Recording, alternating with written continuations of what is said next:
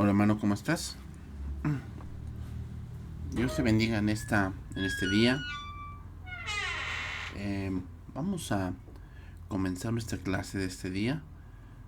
Clase número 9. Clase número 9 de la materia La segunda carta a los Corintios. Estamos en el capítulo 5. Vamos a orar y vamos a comenzar. Padre, bendito seas, oh Dios, en esta hora. Te agradecemos tu fidelidad, tu bondad, este cuidado que has tenido para con nosotros. Gracias, oh Dios. Ponemos en tus manos este tiempo. Enséñanos, muéstranos. Queremos, Señor, conocerte más. Te lo rogamos en nombre de Jesús. Amén. Ok, hermanos, entonces eh, estamos en el capítulo 5. Capítulo 5. Y vamos a entrar a este capítulo a estudiarlo. Una breve introducción. En este capítulo, Pablo discute su muerte. Nos referimos a que en el capítulo 4 habla de los sufrimientos que él ha pasado por Cristo, pero que esos sufrimientos han contribuido a que la iglesia viva. Y utiliza dos metáforas. Una tienda terrenal en contraposición a un edificio permanente hecho por Dios. Y dos, estar vestido en contraposición a estar sin vestir. Así lo vamos a ver utilizando esas dos metáforas con respecto a su muerte. Pablo también hace otra poderosa afirmación en el verso 10, donde todos los creyentes estaremos delante de Jesús como juez, con un paralelo con Mateo 25. ¿Okay? Bien, vamos a entrar al capítulo 5, versículo 1.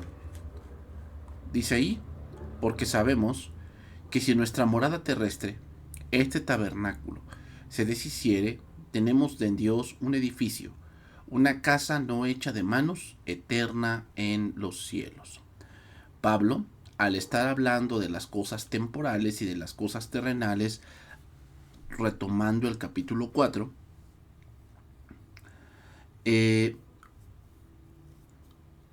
habla de la muerte aquí, que recordemos que él viene hablando de que estamos atribulados, mas no angustiados, en apuros, mas no desesperados, derribados, pero no destruidos.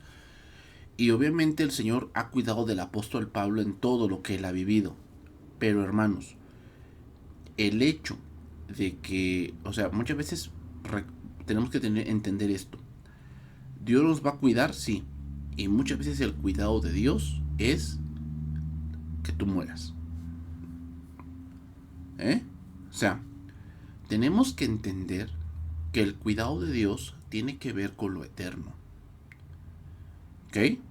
O sea, entonces Dios no me puede cuidar de las cosas de aquí. Sí, obvio que sí. Sí, claramente que sí. Pero vamos a suponer un escenario. Imaginémonos que tú vas a alta velocidad o vas transitando por la calle y de repente te sale al encuentro otro auto y esto ocasiona que tú pierdas el control y tengas que impactarte contra ese auto. ¿Okay?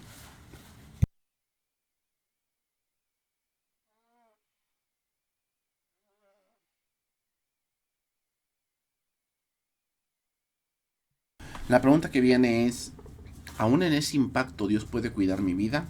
La respuesta es sí. Pero tiene que haber un propósito por el cual Dios cuide tu vida. O sea, no es el hombre siempre ve que Dios debe cuidar la vida de alguien porque tiene hijos, porque tiene un negocio, porque tiene una empresa y sin él la empresa se va a ir en picada. Pero nosotros no vemos más allá, hermanos. Y el cuidado de Dios tiene que ver con eso.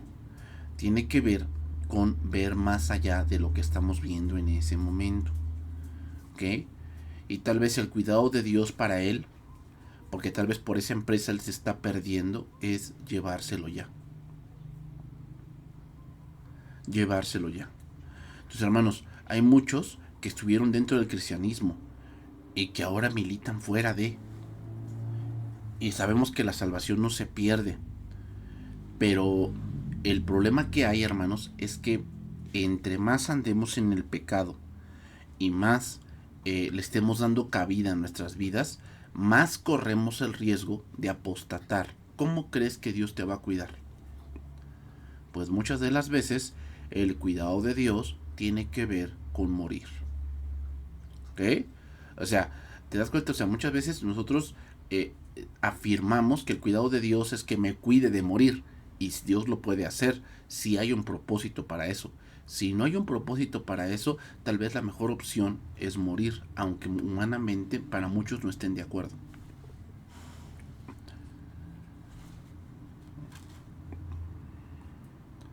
Seguimos ahí. Versículo 2. Y por eso también gemimos, deseando ser revestidos de aquella nuestra habitación celestial. Obviamente, Pablo está hablando de la glorificación. De la glorificación. Ser revestidos de qué? De que esto mortal se vista de inmortalidad. Y de que, dice ahí la palabra en otro versículo, de que esto sea absorbido por la vida. ¿Qué? Sea absorbido por la vida. O sea, al decir Pablo que gemimos, es que este cuerpo es débil con respecto a esa lucha contra el pecado. ¿Qué más quisiéramos ya estar en ese momento donde la presencia del pecado será quitada definitivamente y estaremos en la santidad al 100%?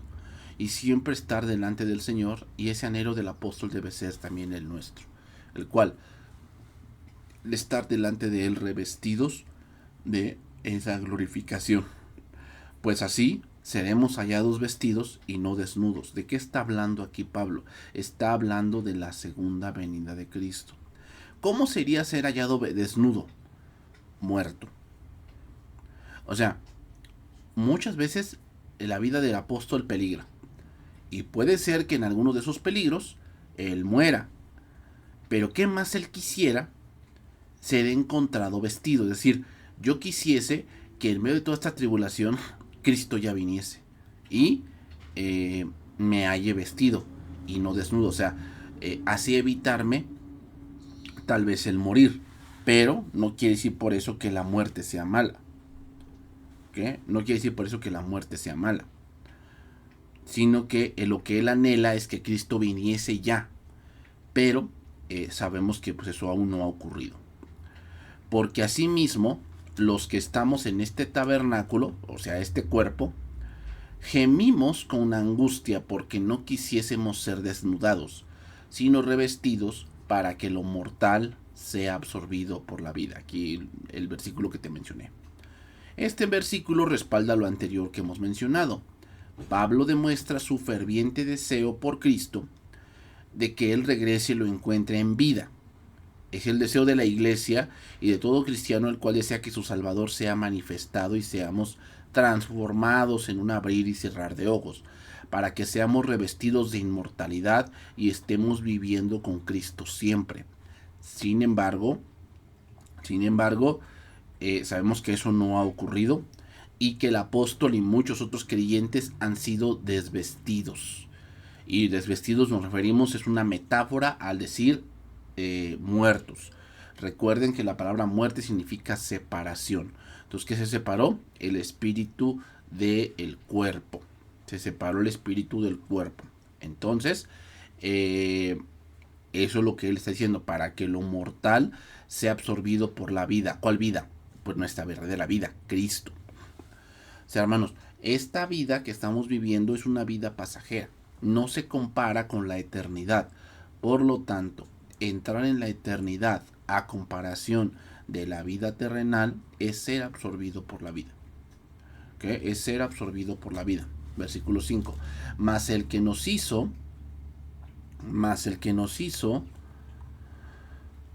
para eso también Dios es Dios, para quien nos ha dado las arras del Espíritu.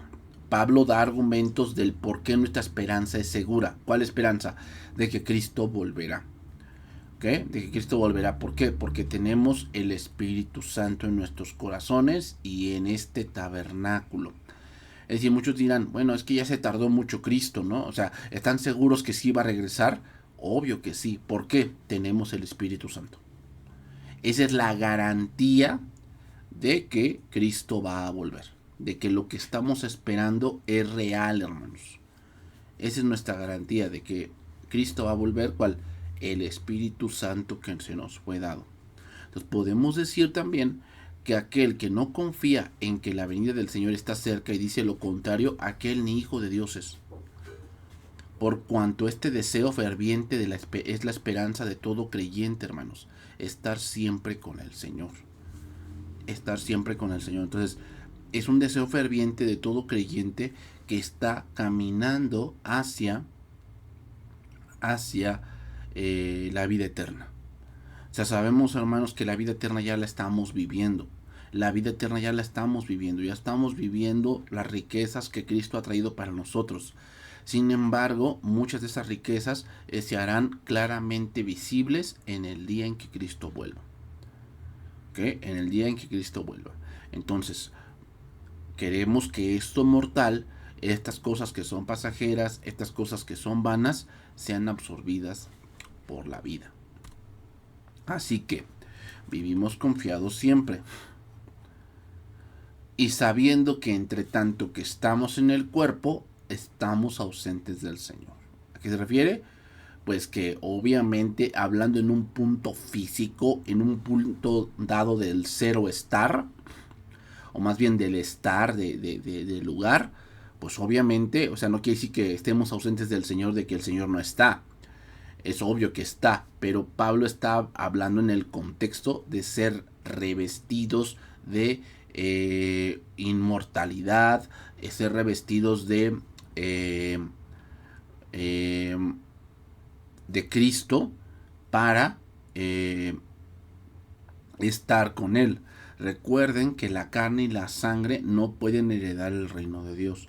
Entonces, lo que él está argumentando aquí, Pablo, está argumentando que nuestra esperanza como creyentes es esa, esperar a que Cristo se manifieste. Sin embargo,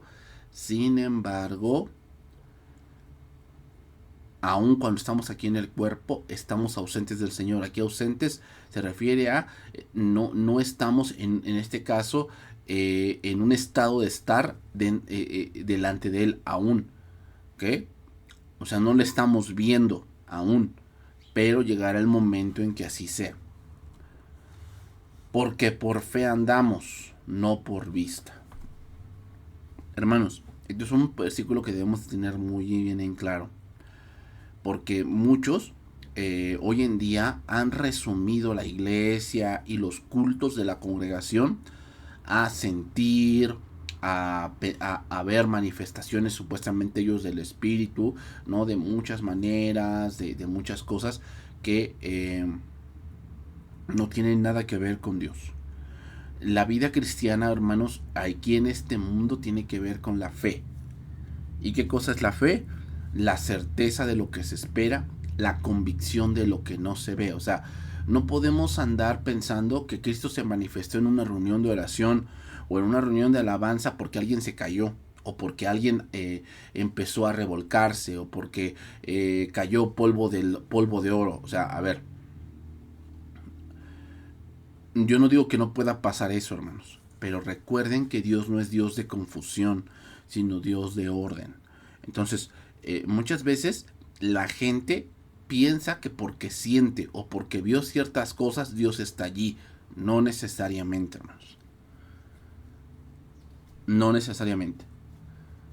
Y yo sé que no todos pueden argumentar esto, pero hermanos, si tú ves una misa satánica o una misa de otro o una reunión a lo mejor de otro tipo de secta, te vas a dar cuenta que en ese tipo de lugares también ocurren ciertas cosas y no le están orando a Dios. No le están orando a Dios. Muchos de ellos le oran a los demonios y los demonios se manifiestan. Entonces, muchas veces la gente viene de esos rubros y quiere que Dios se manifieste de la misma forma. Y tengamos cuidado, hermanos. La fe cristiana no aumenta por la cantidad de milagros que veamos. No aumenta por eso, hermanos. La fe cristiana aumenta por la llenura del Espíritu, por la cantidad de palabra que estamos entendiendo, que estamos creyendo y que estamos viviendo. De esa manera se manifiesta, hermanos. Entonces, debemos entender que la vida cristiana ahorita es de fe. ¿Y cuándo va a ser? ¿Cómo va a ser en la eternidad? Por vista, porque estaremos presentes. Aquí nuevamente, estamos presentes en el cuerpo, ausentes en el Señor. Es decir, en este momento nos toca andar por la fe. Nos toca andar por cosas que el Señor ha prometido que tal vez aún no vemos, pero que confiamos que el Señor va a cumplir. Estamos presentes en el cuerpo, pero ausentes en el Señor. Pero confiamos, y más quisiésemos estar ausentes del cuerpo y presentes en el Señor. O sea, quisiésemos entonces más, o sea, lo que es más el anhelo de un creyente es que Cristo regrese. Y que en ese regresar estemos ausentes del cuerpo, pero presentes en el Señor.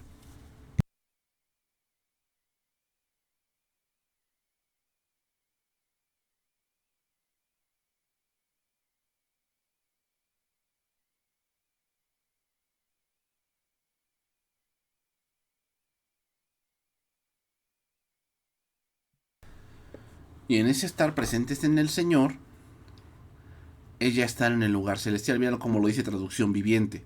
Sí, estamos plenamente confiados y preferiríamos estar fuera de este cuerpo terrenal, porque entonces estaríamos en el hogar celestial con el Señor.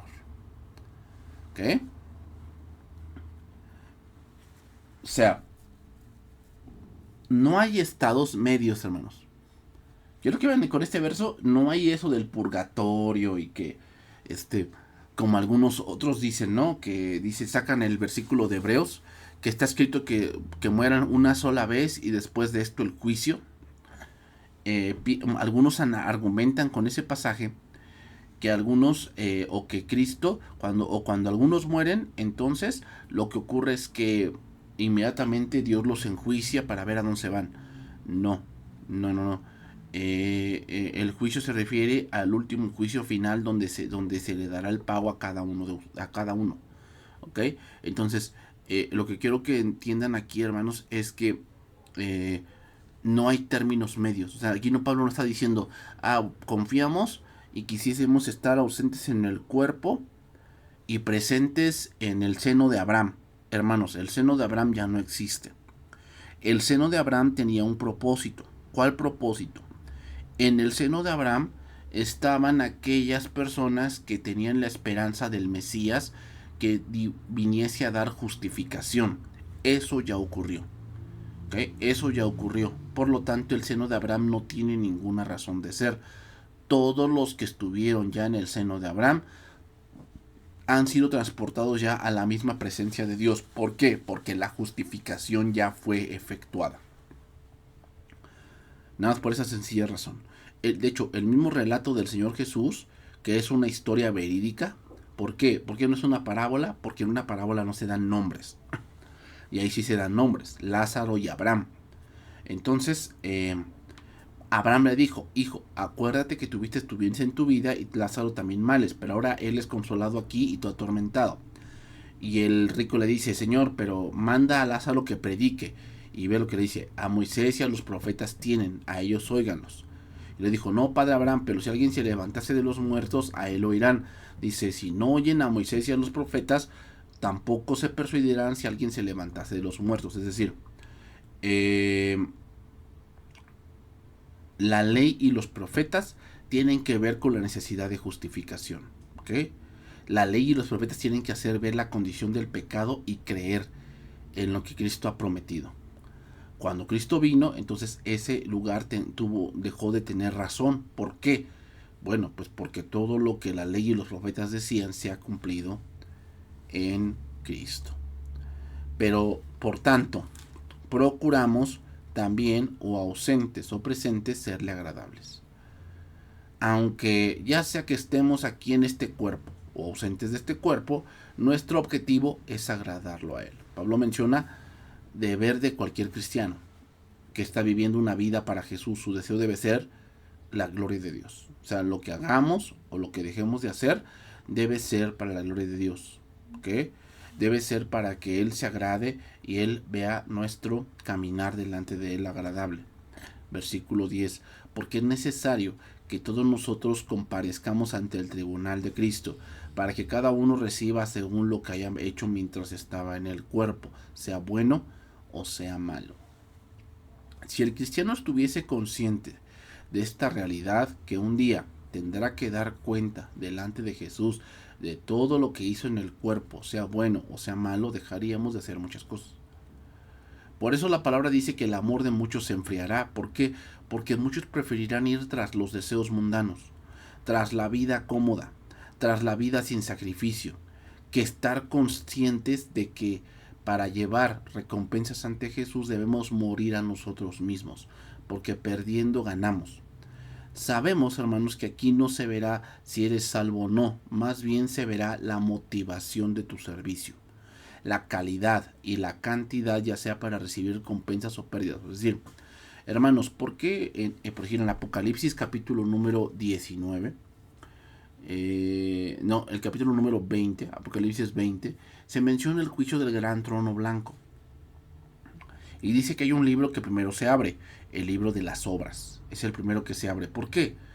Porque dice ahí, y fueron juzgados los muertos según las obras de allí. Y eso, hermanos, los muertos incluyen los hijos de Dios.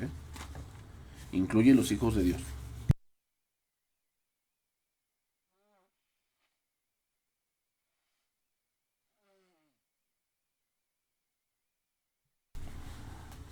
Lo que hicimos o dejamos de hacer va a tener que ser juzgado en ese momento.